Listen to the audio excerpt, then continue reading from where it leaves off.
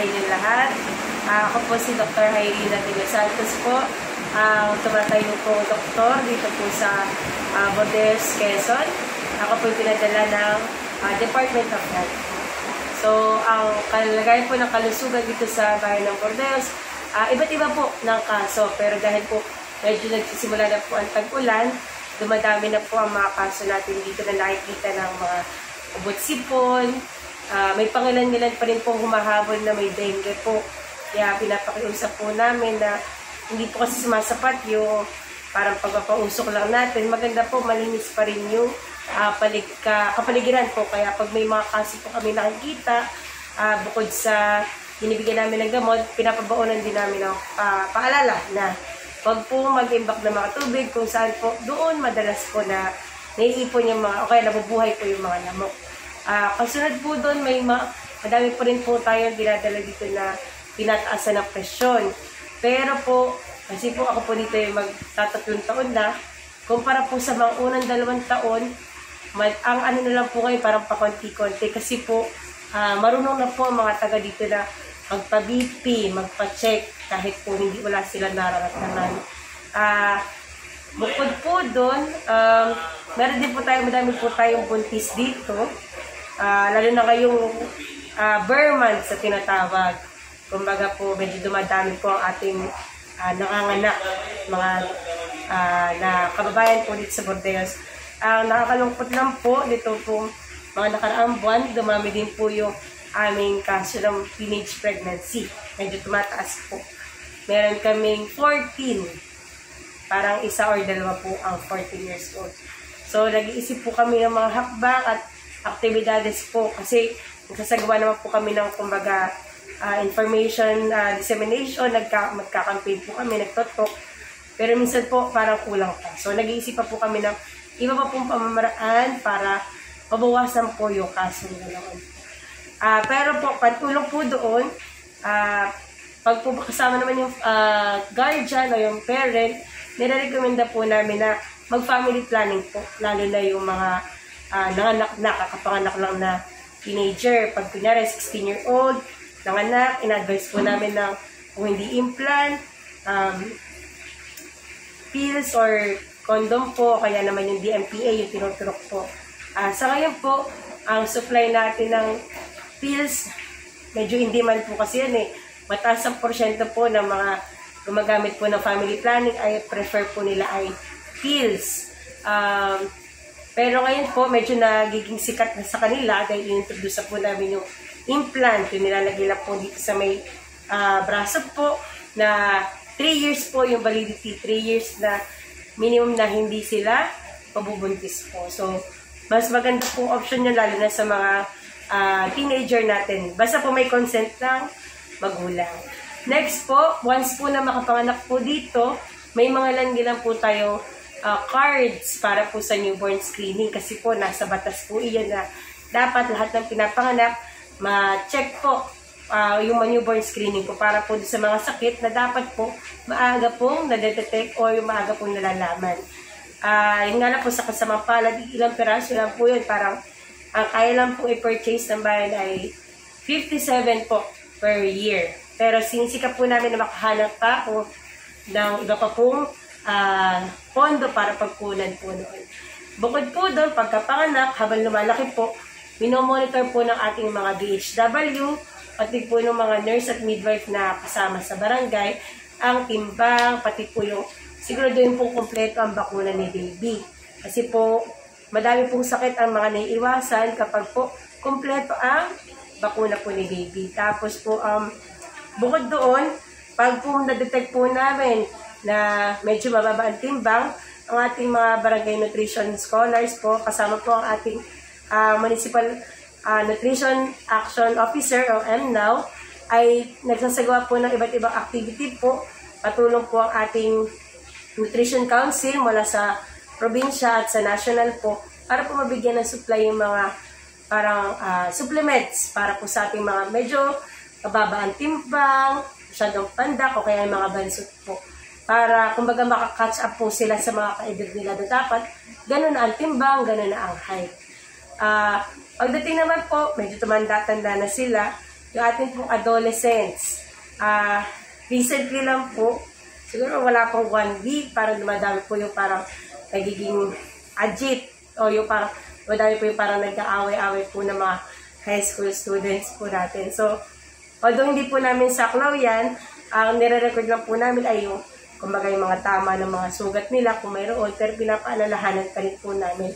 So, parte po yan ng aming adolescent program together with the teenage pregnancy awareness po na maaway yung mga kabataan na nangyayari yung mga yon, teenage pregnancy, yung pag-aaway, ano bang mga liabilities nila kapag sila'y nasangkot sa mga ganong pangyayari.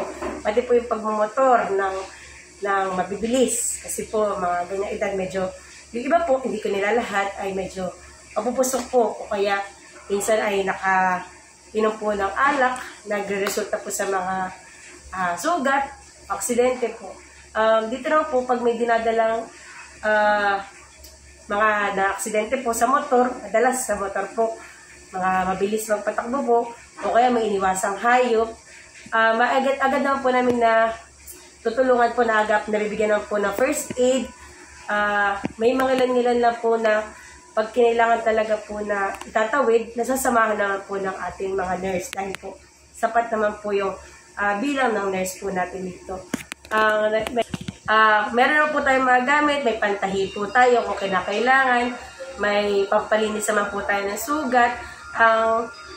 Yun nga lang po, hanggang doon lang po ang pwede namin magawa.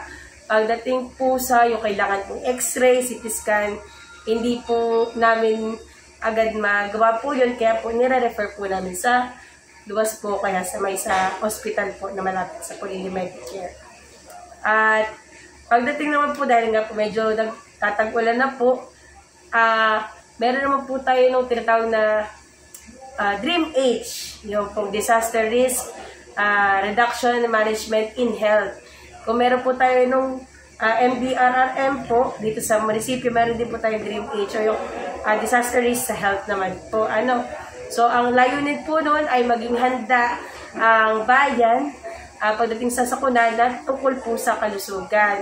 Kasi po, kunyari po, meron pong pagbaha o po, pinasok ang bahay, kailangan i-evacuate po yung mga tao. Pero ano po yung mga dapat tutukan na sa kalusugan pagdating doon? Pwede po yung baha na nilusungan ng isang tao, meron palang mga ihi o meron po mga daga na pwede po magresulta sa kanilang pagkakasakit po ng leptospirosis. Kaya po layunin po namin na maging handa po, maging prepared po yung mga gamit at gamot na pwede pong i-supply sa mga taga dito po na kung in case po ay lumusong po sila. O kaya naman yung tamaan ng yero o kaya po ay kung anumang natapakan at kinakailangan po ng anti-tetano. Yun nga lang po, may mga ilang supply po tulad ng anti-tetano na naka-reserve po para sa ating mga buntis. Kaya po, most of the time po nitong mga nakaraang buwan, pag may nasusugatan po ay nagpapabili na lang po kami sa mga pasyente or sa relative po para po maturukan yung mga pasyente po. Kasi po, usually po, yung ma-supply po namin dito ay para po sa buntis, yung sa anti-tetano po at kailangan din po nila yun. Nalimutan pa ba kasi? Yun nga po, dahil po medyo nagtatag-ulan na at bare months na po, handa naman din po ang RHU po, may nakatalaga na po na task ang bawat tao po. Kung sakali po may dumating po na sakuna. Sino mag-check sa mismong area, sino mag-a-assist, tutulong po sa DRR para sa search and rescue kung may kailangan po or magbigay ng first aid. May mga trained personnel din po kami dito na marunong po ng basic life support po o yung BLS. Meron din po, may mga staff din po na marunong din po at magagaling maglapad po ng paunang lunas. Bukod po doon, ang medyo hindi lang po natin medyo prepared ngayon ay yung sa supply po ng kuryente at sa supply po ng tubig dito po sa center. Dahil po sa kasalukuyan po, kung makapansin po na yun, nakahiwalay po ang buong RHU po sa iba pong building at ahensya po sa munisipyo. So yung pong generator nila ay hindi po kami nahagip. Yung generator po namin dito currently po ay nire-repair pa. May kulang pa po atang ilang materyales, although isang taon na po mahigit hindi po talaga mahanapan pa. Nagre-request po kami at umaasa po na by next year ay mapalitan po yung generator kasi po ang inform po sa akin din parang sobrang tagal na po yan. More than 10 or basta po parang more than 10 years na. Parang dumating na yung mga taga dito, nandito na yung generator. So baka nga po kailangan ng papalitan. So bukod po doon, ito pong mismo RSU main building, nung dinatnan ko po, talagang pag kinatok po namin, kinatok po yung mga pader, yung mga pagitan po, yung mga haligi, talagang medyo tunog-anay na po. So, anay na po, siguro puno ng anay ito. May mga iba pa rin po mga hayop na natira din po dito, although daga lang po nakita ko pa, saka yung anay. Luckily po wala pa ako nakita ng iba. Pero yun po, pero sa kabutihang palad po, ang Center for Development po, CHD, Center for Health Development po ng Region 4A na under DOH po, Department of Health. Magbababa po sila ng budget po para po ma-renovate po ito.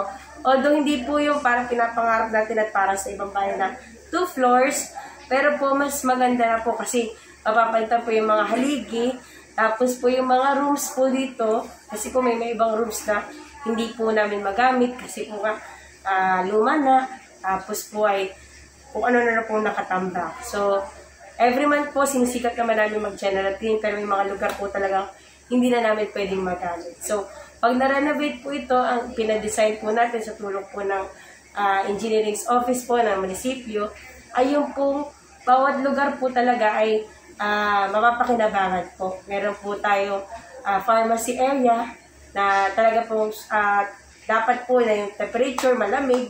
So, nag-request din tayo ng aircon. May records area po para pagkaduting yung pasyente, mabilis lang na mahanap yung kanilang mga records. Meron din po tayo nire-ready na room ng pag-oopera. Lalo na po parang may mga na-accidented, doon po natin tatahiin. May area din po ng consultation para po hindi na sa labas na lang nagko-consulta. Medyo may konting privacy na po. Meron din po tayo dahil po humiling din po tayo sa DOH na baka po mabigyan tayo ng portable x-ray. Ay naglaan na po tayo ng spasyo para po sa x-ray. X-ray room. Para po yung mga taga dito sa Bordeos, hindi na po mamasahe ng 500, 600 para po pumunta pa ng Polillo. Ano po, bukod po doon, ang medyo napahiwalay lang po namin ay yung laboratory. Yung po may isa kaming building dito sa unahan, yun po ang pinaplano namin na gawin pong laboratory para po yung pong simpleng kuha ng dugo, hindi na nila kailangan pang pumunta po ng malayo po. Dito na lang po lahat. Although yung mga special test po, syempre, sa luwas pa rin po. Pero yung mga basic po, ay hindi na nila kailangan pang mamasahe ng 600, 700. Dito na po, meron na. Kasi po, alam po namin na yung pamasahe pa lang, mabigat na po, ano pa po kaya yung pambayad. So, medyo magiging malaking kaalawanan po iyon sa kanila. Ngayon po, nagkaroon din po kami nitong huli ng nag-ikot po. May nag-ikot po ng x-ray para po sa mga pasyente natin na close contact po sa nagagamutan sa baga, yung TB. Madami po tayo na-detect. Maganda po yun dahil po may mga tao po na hindi nila alam na sila po ay may sakit na TB, lumalala na lang po. So, sa ginawa po natin iyon, katulong po ang URC po, yung University Research and Company, tsaka USAID, nahanap po namin yung mga hindi po nakakapagpa-check. Siguro po dahil hindi po makapunta dito sa bayan man lang, hindi po makapagpa-x-ray o talagang busy po sila. So, sila na po pumunta sa mga bayan. Layunin po noon, madetect po agad yung mga kailangan gamutin, mabigyan po ng gamot. Yung gamot naman po sa TB ay libre po at sinusupply pa rin po dito sa atin. At naglaan din naman po ng ilang porsyento at pondo po ang munisipyo po para po sa gamutan ng TB. So, hoping po tayo, hindi pa po siya soon. Pero unti-unti po, pag po malakas po at masipag po tayo maghanap ng mga kailangan gamutin, unti-unti po lahat magagamot po natin at unti-unti po pwede tayong matawag na TB-free community po. Yun po ang main goal po natin dito. Yun po. Okay po. Pagdating naman po sa mga sakit po na nakakahawa, tulad po nung HIV po natin o kaya po yung nagiging AIDS po. Okay po.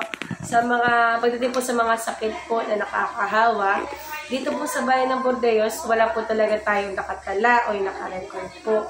Pero sa buong Pilipinas po, yung sakit po na, halimbawa po na nakakahawa sa katulad po ng HIV po, yung AIDS natin, ay sa buong Pilipinas po, meron po tayong mga naitatalang kaso.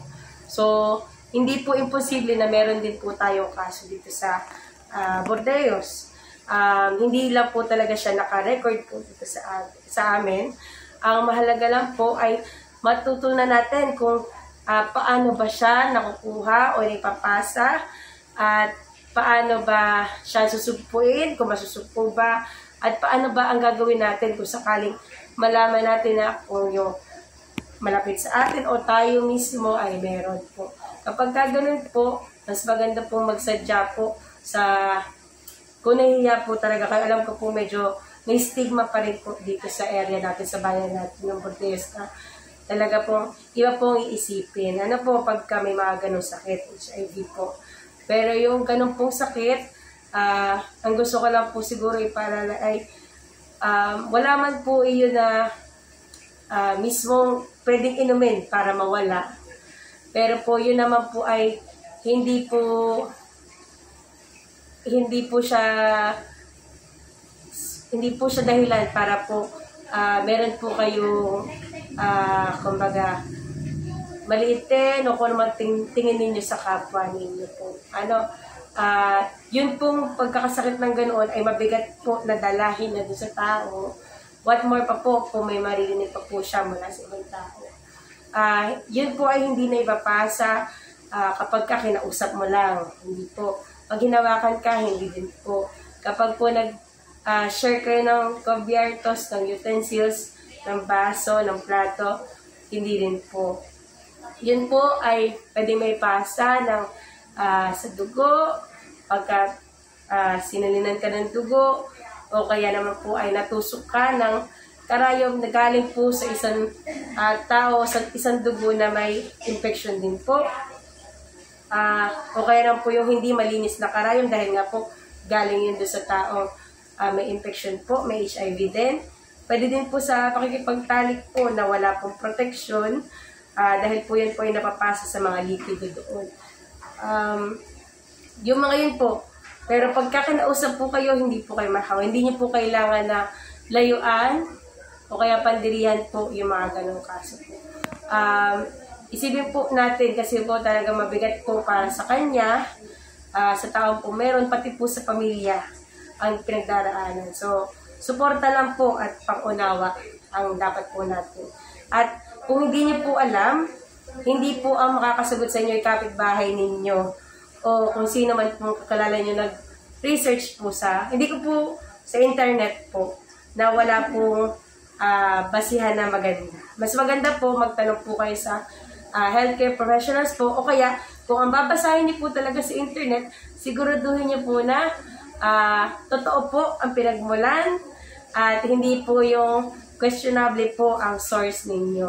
Kasi po pag yung medyo questionable po ang inyong pinagmulan na mga information at pinakalat niyo po yun sa inyong mga kasama, kaibigan, magdudulot lang po kayo ng hindi po, kumbaga unnecessary action po iyon, nagdudulot pa ng parang hysteria po, yung parang kaguluhan sa inyong kapaligiran, sa mga kasama ninyo. Imbis na makatulong po kayo, inisip nyo, ay sige, sasabihin ko ito kasi ito yung nabasa ko sa ano. Double check niyo po muna kung saan nanggaling yung information.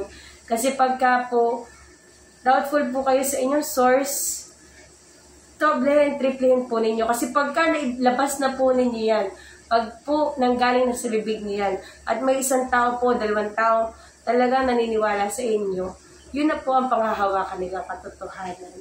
So, mas maganda po yung mga detalye, kung hindi po kayo sure, ay i-double check niyo po muna. Kung hindi niyo talaga alam, pwede naman po kayo magtanong dito po sa amin.